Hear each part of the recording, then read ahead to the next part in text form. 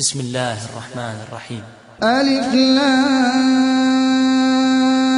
ميم. غلبت الروم في أدنى الأرض وهم من بعد غلبهم سيغلبون في بضع سنين لله الأمر من قبل ومن بعد ويومئذ يفرح المؤمنون بنصر الله ينصر من يشاء وهو العزيز الرحيم. وعد الله لا يخلف الله وعده ولكن أكثر الناس لا يعلمون ظاهرا من الحياة الدنيا وهم عن الآخرة هم غافلون. أولم يتفكروا في أنفسهم ما خلق الله السماوات والأرض وما بينهما إلا بالحق وأجل مسمى وإن كثيرا من الناس بلقاء ربهم لكافرون. أولم يسيروا في الأرض فينظروا كيف كان عاقبة الذين من قبلهم كانوا أشد منهم قوة وأثاروا الأرض وعمروها أكثر مما عمروها وجاءتهم رسلهم بالبينات فما كان الله ليظلمهم ولكن كانوا أنفسهم يظلمون. ثم كان عاقبة الذين أساءوا السوء أن كذبوا بآيات الله وكانوا بها يستهزئون. الله يبدأ الخلق ثم يعيده ثم إليه ترجعون. ويوم تقوم الساعة يبلس المجرمون ولم يكن لهم من شركائهم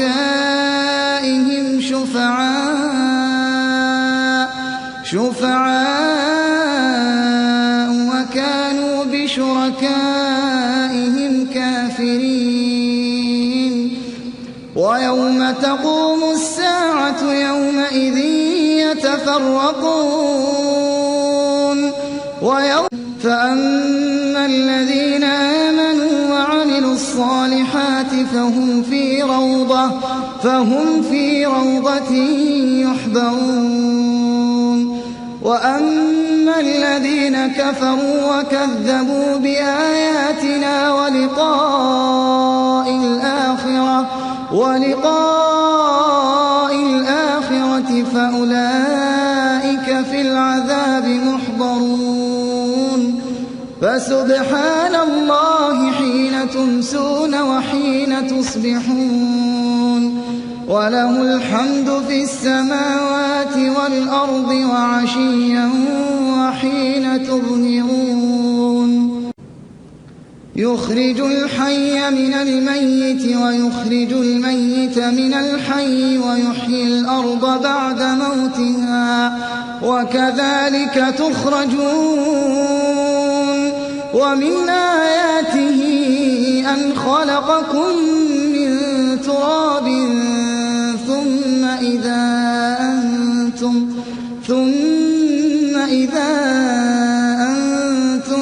بشر تنتشرون. ومن آياته أن خلق لكم من أنفسكم أزواجا لتسكنوا إليها وجعل بينكم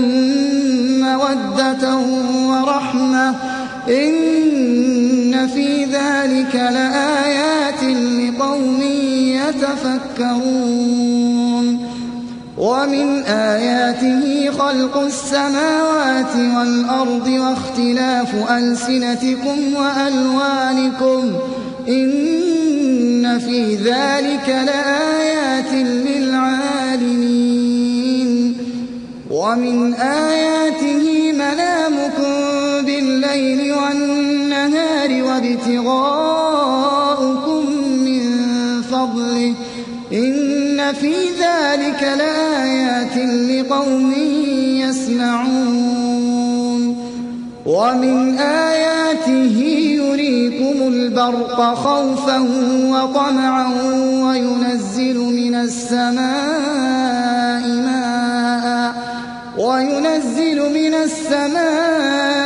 ماء فيحيي به الأرض بعد موتها إن في ذلك لآيات لقوم يعقلون ومن آياته أن تقوم السماء والأرض بأمره ثم إذا دعاكم دعوة من الأرض إذا أنتم تخرجون وله من في السماوات والأرض كل له قانتون وهو الذي يبدأ الخلق ثم يعيده وهو أهون عليه وله المثل الأعلى في السماوات والأرض وهو العزيز الحكيم ضرب لكم مثلا من أنفسكم هل لكم مما ملكت أيمانكم من شركاء فيما رزقناكم فأنتم فيه سواء تخافونهم كخيفتكم أنفسكم كذلك نفصل الآيات لقوم يعقلون بل اتبع الذين ظلموا أهواءهم بغير علم فمن يهدي من أضل الله وما لهم من ناصرين فأقم وجهك للدين حنيفا فطرة الله التي فطر الناس عليها لا تبديل لخلق الله ذلك الدين القيم ولكن أكثر الناس لا يعلمون منيبين إليه واتقوه وأقيموا الصلاة ولا تكونوا من المشركين من الذين فرقوا دينهم وكانوا شيعا كل حزب بما لديهم فرحون وإذا مس الناس ضر دعوا ربهم منيبين إليه ثم إذا أذاقهم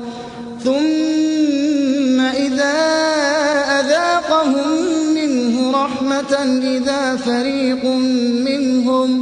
إذا فريق منهم بربهم يشركون ليكفروا بما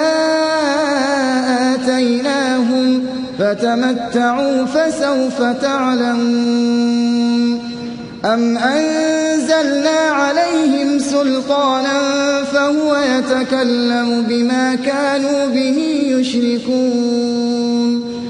وإذا أذقنا الناس رحمة فرحوا بها وإن تصبهم سيئة بما قدمت أيديهم إذا هم يقنطون أولم يروا أن الله يبسط الرزق لمن يشاء ويقدر إن في ذلك لآيات لقوم يؤمنون فآت ذا القربى حقه والمسكين وابن السبيل ذلك خير للذين يريدون وجه الله وأولئك هم المفلحون وما آتيتم من ربا ليربو في أموال الناس فلا يربو عند الله وما آتيتم من زكاة تريدون وجه الله فأولئك هم المضعفون الله الذي خلقكم ثم رزقكم ثم يميتكم ثم يحييكم هل من شركائكم من يفعل من ذلكم من شيء سبحانه وتعالى عما يشركون ظهر الفساد في البر والبحر بما كسبت أيدي الناس ليذيقهم بعض الذي عملوا لعلهم يرجعون قل سيروا في الأرض فانظروا كيف كان عاقبة الذين من قبل كان أكثرهم مشركين فأقم وجهك للدين القيم من قبل أن يأتي يوم لا مرد له من الله يومئذ يصدعون من كفر فعليه كفره ومن عمل صالحا فلأنفسهم يمهدون ليجزي الذين آمنوا وعملوا الصالحات من فضله إنه لا يحب الكافرين ومن آياته أن يرسل الرياح مبشرات وليذيقكم من رحمته ولتجري الفلك بأمره ولتبتغوا من فضله ولعلكم تشكرون ولقد أرسلنا من قبلك رسلا إلى قومهم